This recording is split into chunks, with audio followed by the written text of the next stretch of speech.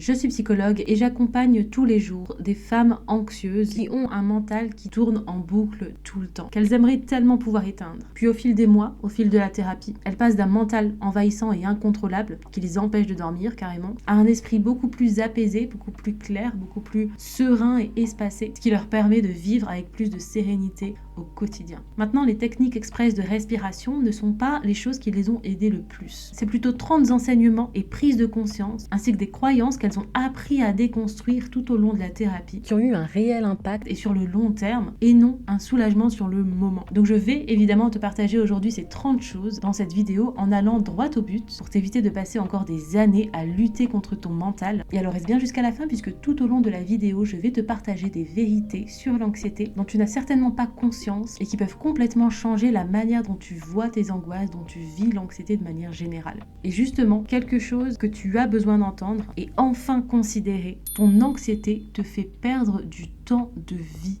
Littéralement, puisqu'on ne se rend pas assez compte à quel point on dépense beaucoup d'énergie dans les ruminations mentales, dans l'analyse de différents éléments, de différents facteurs, de tout ce qu'on peut vivre, et qui font qu'on va se restreindre dans notre quotidien et qu'on va beaucoup moins se confronter aux situations qui pourtant nous donnent envie, que pourtant on aimerait faire, les objectifs qu'on aimerait atteindre. Donc l'anxiété empêche littéralement de vivre réellement.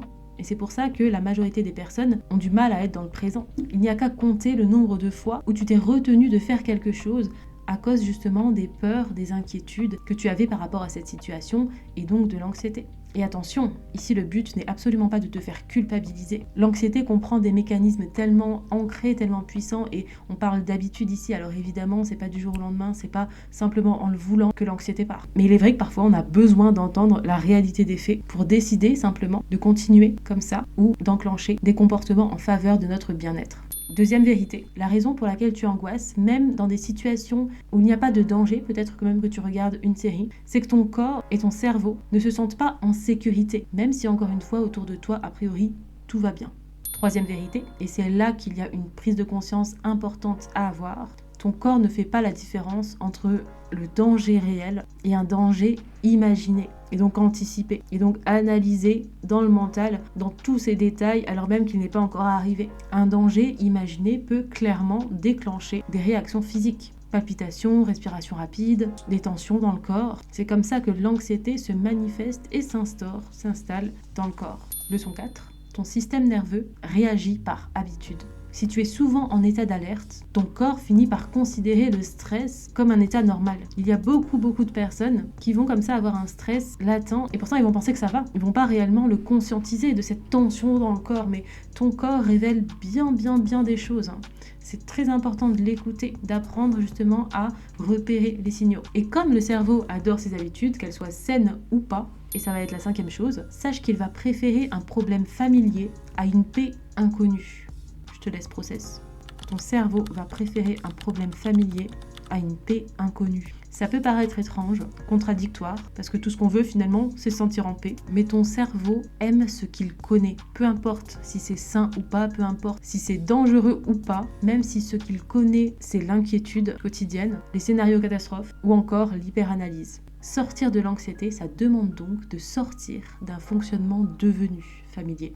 6e chose qu'il est important que tu comprennes, anticiper le pire ne te soulage que sur le moment, mais ça renforce ton anxiété sur le long terme, car ton cerveau apprend à chercher le danger partout. Et vivre dans l'anticipation négative pour chaque situation induit du stress dans ton corps, et donc on ne se sent pas en sécurité, alors même que la situation n'est pas arrivée. D'ailleurs, très souvent, la pire situation catastrophe que l'on va s'imaginer n'arrive pas vraiment. Par exemple, je vais prendre l'avion, mais j'ai peur de l'avion parce que j'ai peur que l'avion se crache. Généralement, ce genre de situations-là, dont on a peur, qui nous angoissent, sont très peu probables. Mais comme on place notre attention sur ces idées-là et qu'on alimente justement ces pensées et les détails et comment ça peut se passer et si on est seul, etc. On nourrit, on alimente ces pensées anxieuses et donc dans notre tête, ça a beaucoup plus de probabilité que ça arrive que ça n'en a réellement. Donc on va percevoir cette situation comme très probable alors que quand on prend du recul, des avions chaque jour, il y en a qui volent dans le ciel. Et si tu te reconnais déjà dans plusieurs choses que je t'ai citées jusqu'à maintenant, sache que c'est normal. L'anxiété fonctionne exactement comme ça, à travers différents troubles anxieux, mais ce sont ces mêmes mécanismes ancrés par l'anxiété. Et n'hésite pas d'ailleurs à me dire en commentaire commentaire comment l'anxiété se manifeste pour toi et quelles sont les difficultés que tu rencontres le plus souvent par rapport à cette anxiété. 8e vérité, le cerveau anxieux adore les et si. Et si ça se passe mal, comment je vais faire? Et si je rate mon examen? Et si je me trompe? Et si je regrette? Et si cette personne ne m'aime plus? Bref, si tu repères très souvent des et si dans ta tête, des pensées qui anticipent négativement les choses, tu peux être sûr que c'est l'anxiété. Mais le problème, c'est que ces pensées, ces scénarios qu'on va s'imaginer comme ça n'a pas de fin. Ça ne peut pas avoir de fin. Parce qu'un problème, il y en aura toujours. Un risque, il y en aura toujours, peu importe de quoi on parle. Donc c'est là où justement ton mental ne s'arrête jamais. Le problème avec les pensées anxieuses, c'est qu'elles donnent l'illusion de résoudre un problème. On anticipe pour se rassurer ou pour prévenir un éventuel problème. Mais en fait, ces pensées-là ne font que maintenir le problème en soi, dans la tête. On le grossit finalement. Et ce sont des inquiétudes qui vont venir se propager dans différentes situations, similaires ou non. Et bon, évidemment, selon le trouble anxieux aussi que tu peux vivre. Pour te donner un exemple concret, il ne m'a pas répondu « je t'aime » à mon « je t'aime ». Okay, et donc là, on va partir dans des pensées anxieuses. Et s'il ne m'aime plus, mais qu'est-ce qui me prouve qu'il ne m'aime plus? Ah bah oui, c'est vrai qu'il s'est passé ça et ça et ça la dernière fois. Et puis en plus, la dernière fois, j'ai vu qu'il cachait son téléphone un petit peu, tu vois. Il mettait un petit peu de travers pour pas que je voie comme ça, tu vois. Donc beaucoup de choses, en fait, on va venir analyser différentes situations pour justement nourrir cette préoccupation qu'on a que, purée, mais en fait, il ne m'aime plus. Mais est-ce qu'il y a réellement un problème? L'anxiété te remet toi en question, remet le lien que tu as avec une personne en question par exemple, mais on veut faire l'inverse, on veut soi-même remettre les pensées anxieuses en question. Est-ce que c'est moi ou est-ce que c'est l'anxiété qui parle? Est-ce qu'il y a un problème ou une peur cachée par rapport à cette situation? Et qu'est-ce que j'en fais justement de cette peur? Parce que quand on rumine ou quand on anticipe négativement les choses, on alimente ce problème, on alimente cette peur. 10e chose qui va justement être reliée à ce qu'on a dit précédemment, ton anxiété te fait croire que penser plus va t'aider plus, alors que c'est souvent penser moins qui va te libérer, qui va te permettre aussi de trouver des solutions par la suite. Les personnes qui vivent avec de l'anxiété ont tendance à croire que si elles réfléchissent, elles vont trouver la réponse qui va les rassurer. Mais c'est un cercle sans fin. En réalité, c'est souvent le moment où elles arrêtent de nourrir ces pensées que l'apaisement commence réellement. 11e chose, ton anxiété qui tourne en boucle est souvent un signe que tu essayes de résoudre un problème émotionnel avec de la logique. Mais pourtant, certaines choses ne se résolvent pas avec plus d'analyse. Elles se transforment avec des expériences nouvelles et des émotions vécues différemment. Voilà, je pose ça là. 12e chose, et on se rend pas assez compte à quel point c'est le cas, c'est que quand on est une personne qui expérimente de l'anxiété dans sa vie au quotidien, on va avoir tendance à prendre nos pensées au sérieux, trop au sérieux. C'est-à-dire qu'une pensée n'est pas une vérité. Je peux avoir différentes pensées et elles ne sont pas toutes une vérité absolue. Et j'ai envie de dire d'ailleurs aucune d'elles. Et très souvent dans notre quotidien, on va avoir tendance à donner beaucoup trop d'importance à des pensées qui ne sont pas d'une part teintées d'une vérité absolue et qui ne nous aident absolument pas en fait dans notre quotidien, qui soit va venir nous freiner dans ce qu'on veut faire, soit va venir nous dévaloriser. De manière générale, c'est souvent lié à la perception de soi et à la manière dont on va interagir avec les autres. Mais c'est très important que tu prennes ça en compte. Toutes tes pensées ne sont pas vraies. Tu n'es pas obligé d'écouter toutes tes pensées. Et évidemment, je parle des pensées anxieuses ou dévalorisantes envers toi-même. 13e chose, l'anxiété donne souvent l'impression que le problème est urgent, alors qu'il ne l'est absolument pas. Mais allez, on va dire 80% des pensées anxieuses ne nécessitent pas une action immédiate. En faire trop ne t'aidera pas à fuir ton mental. Ça va le nourrir encore plus. Beaucoup de personnes et de femmes que j'accompagne pensent qu'en restant occupées, en faisant toujours des choses, en étant vraiment dans l'action, elles vont beaucoup moins penser et donc elles vont beaucoup moins être angoissée. En réalité, la suractivation empêche ton cerveau de traiter tes émotions. On va les mettre de côté, finalement. Mais ces émotions de côté, elles sont toujours là. Ces pensées qui nous font peut-être angoisser, elles sont toujours là. Elles sont toujours présentes et donc, c'est exactement la raison pour laquelle, en essayant de dormir le soir, en fait, on n'y arrive pas parce que justement, le mental nous revient à la charge et voilà, on n'arrive pas à dormir. On a des problèmes de sommeil où on se réveille la nuit, où le sommeil n'a pas été récupérateur. En fait, on s'occupe au quotidien, donc on ne laisse pas assez d'espace à son mental, en se reposant, en prenant du temps pour soi, en étant moins dans l'action et en étant plus dans le présent. Donc c'est là où justement, si on ne laisse pas cet espace, évidemment, souvent on va avoir peur de ces moments de silence, un peu plus ralentis. Donc c'est pour ça qu'on va faire, mais en fait ça renforce l'anxiété, ça renforce les angoisses, ça ne nous aide absolument pas. Et c'est la raison aussi pour laquelle on peut être en train de regarder une série, dans le moment présent il n'y a pas de danger, on est bien, on pense même pas à ça, mais on peut faire une crise d'angoisse pour autant. Et c'est souvent à ce moment-là que les personnes anxieuses pensent qu'elles ont un problème problème, que quelque chose ne va pas chez elle, alors que c'est simplement un fonctionnement du cerveau que tu veux apprendre à connaître pour pouvoir t'en distancer beaucoup plus facilement. 15e chose, et c'est justement lié à ce qu'on a dit tout à l'heure, fuir le silence ne t'aidera pas. Ça va simplement entretenir ton anxiété et cette surcharge mentale et émotionnelle, car quand tu remplis avec du bruit, des écrans ou des distractions, ton cerveau ne réapprend jamais à tolérer le calme, le silence. Et dès que le silence revient, les pensées explosent. Souvent, on confond vigilance et sécurité. On pense souvent qu'il faut rester... il faut se méfier en fait. Le monde est dangereux, il faut se méfier, donc il faut être sur ses gardes, il faut être vigilant, etc. Parce que c'est ça qui va nous permettre justement de nous protéger, de réagir facilement si vraiment quelque chose arrive. Je comprends, c'est de la logique et c'est une bonne chose finalement, parce que tu as envie de te protéger, mais être constamment en alerte ne protège pas réellement. Ça surmène encore plus ton système nerveux, qui reste en hypervigilance constant, qui arrive à peine à dormir, qui arrive peut-être pas à dormir seul, ou à être seul, et ça lui donne davantage matière à ton système nerveux de rester dans l'anxiété et de stresser. On nourrit en fait. Plus on reste en hypervigilance, plus on reste en hypervigilance, plus on panique, plus on panique. D'ailleurs, ça m'amène à la 7e leçon. Plus tu rejettes ta crise d'angoisse, plus elle s'amplifie. Plus tu paniques, encore une fois, plus tu paniques. Plus tu dis en gros, ah purée, encore une crise d'angoisse, ah mais en plus je suis dehors, purée, mais comment je vais faire, etc. Purée, ça me saoule, bref, en fait, plus tu rejettes cette crise d'angoisse, plus tu vas paniquer et plus en fait ça va te stresser. Et je sais, je comprends à quel point c'est difficile de ne pas paniquer quand tu es en pleine crise, quand tu sens que ton corps commence à se mettre en mode agitation, palpitation, etc.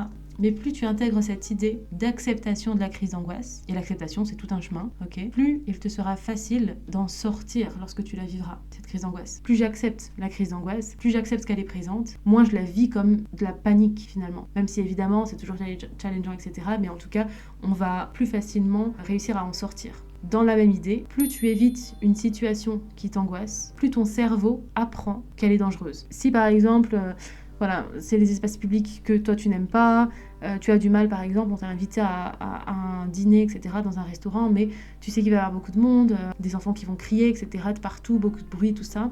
Tu sais que ça va t'angoisser, donc tu vas refuser l'invitation quoi. Parce que, encore une fois, c'est de la logique, hein. Ça t'angoisse, donc t'as pas envie de t'y confronter, c'est logique. Mais en fait, consciemment, tu sais que c'est juste un restaurant, qu'il n'y a pas de réel danger, etc. Mais en fait, ton corps le vit comme une situation qui menace ta survie. Okay, même si consciemment, tu sais que c'est juste une situation banale que beaucoup de personnes font, etc., etc. Mais toi, tu le vis autrement. Et donc, tu vas éviter cette situation. Et plus tu évites cette situation, plus ton cerveau, je l'ai dit tout à l'heure si je dis pas de bêtises, enregistre l'idée que, ok, ce qui m'amène du soulagement par rapport à cette situation d'aller au restaurant, c'est de ne pas y aller. Parce que sur le coup, j'y vais pas, donc évidemment ça me soulage. Donc ton cerveau enregistre que c'est la solution à cette préoccupation, à cette problématique. Donc ça va maintenir justement l'anxiété sur le long terme. Sur le long terme, tu vas beaucoup moins te confronter à ces situations, tu vas beaucoup moins t'exposer aux situations qui t'angoissent, qui sont pourtant neutres en soi, encore une fois. C'est-à-dire qu'il n'y a pas de réel danger, mais comme l'anxiété est présente, c'est très difficilement vivable pour toi. Donc tu l'évites, et plus tu l'évites, plus ça maintient sur le long terme cette idée que en fait c'est mieux d'éviter. J'espère que ça fait sens. L'anxiété te fait surestimer les risques d'une situation et sous-estimer ta capacité à savoir gérer cette situation. Donc tu imagines que la situation va être catastrophique, mais surtout que tu ne sauras pas y faire face. C'est une des distorsions cognitives qui fait partie des mécanismes de l'anxiété que j'explique d'ailleurs dans mon accompagnement hypersensible et sereine et que l'on travaille vraiment, c'est vraiment important d'identifier ça dans les pensées anxieuses pour pouvoir sortir de l'anxiété paralysante et limitante du quotidien pour de bon. Ok, 20e chose, l'anxiété te fait croire que tu dois être prête avant d'agir. Lorsqu'on a des inquiétudes, qu'elles soient intenses ou pas, lorsqu'on a des peurs, qu'elles soient quotidiennes, fréquentes ou pas, par rapport à un objectif, par rapport à quelque chose que l'on va vouloir atteindre dans notre vie, on va avoir tendance à penser qu'il faut qu'on soit prêt pour pouvoir agir, pour pouvoir atteindre cet objectif. Mais dans la réalité, la confiance vient après l'action. C'est après avoir fait cette chose-là que ça me donne confiance, et pas avant. 21e leçon. À force d'analyser les choses, on finit par douter de tout. Et si tu te sous-estimes constamment dans ta vie, le doute va ne faire que s'amplifier. Et c'est un cercle sans fin. On a certainement du mal à s'affirmer dans les choix de notre vie, dans les décisions qu'on va prendre, minimes ou plus importantes, dans nos relations, au travail, etc. Et là, on touche quelque chose de très profond, présente chez beaucoup de femmes, c'est que la certitude absolue n'existe presque jamais dans la vie. Et c'est tout le problème quand on accorde beaucoup d'importance au regard des autres. et qu'on cherche donc constamment leur validation. L'approbation pour être validé. Car l'approbation donne une sensation temporaire de sécurité. Mais si ta sécurité dépend du regard des autres, ton mental ne peut jamais vraiment se reposer. Car ce que tu penses que les gens pensent de toi ou attendent de toi est incertain, c'est subjectif et ça restera toujours comme ça. C'est fait d'interprétation et de croyances. Donc lorsqu'on parle de besoin d'être validé par rapport aux autres, de regard des autres pesant dans notre vie, etc., c'est vraiment important pour t'en distancer justement de cela, que tu prennes en compte cette idée que c'est même pas ce qu'on veut en fait, leur plaire. Parce que ça c'est infini. C'est infini, c'est incertain, c'est une boucle en fait. Tu vas passer ta vie à faire ça et tu vas perdre tellement d'énergie dans ça. Et pourquoi je parle du regard des autres alors qu'on parle d'anxiété? Parce que l'anxiété c'est fortement relié au manque d'estime de soi-même. Et quand on parle du manque d'estime de soi-même, on parle souvent de la comparaison aux autres. Et souvent, j'accompagne des femmes qui sont influencées fortement dans leurs décisions, dans leur choix de vie ou même dans leurs relations, etc. par le regard des autres. Et elles dépendent beaucoup des autres, qu'on parle des amis, de la famille ou du ou de la partenaire. D'ailleurs, sache que plus ta sécurité dépend de l'extérieur, moins tu te fais confiance à toi, intérieurement. Et plus tu dépends, alors encore plus de l'extérieur. Bon, c'est pareil, un cercle vicieux, et quand tu ne te fais pas confiance, chaque décision devient un terrain d'angoisse, où on a besoin justement de l'autre pour approuver, pour valider. Et d'ailleurs, je retrouve souvent des personnes qui n'arrivent pas à la fin de la journée, même quand elles ont beaucoup d'avis, et surtout quand ils sont différents, prendre une décision.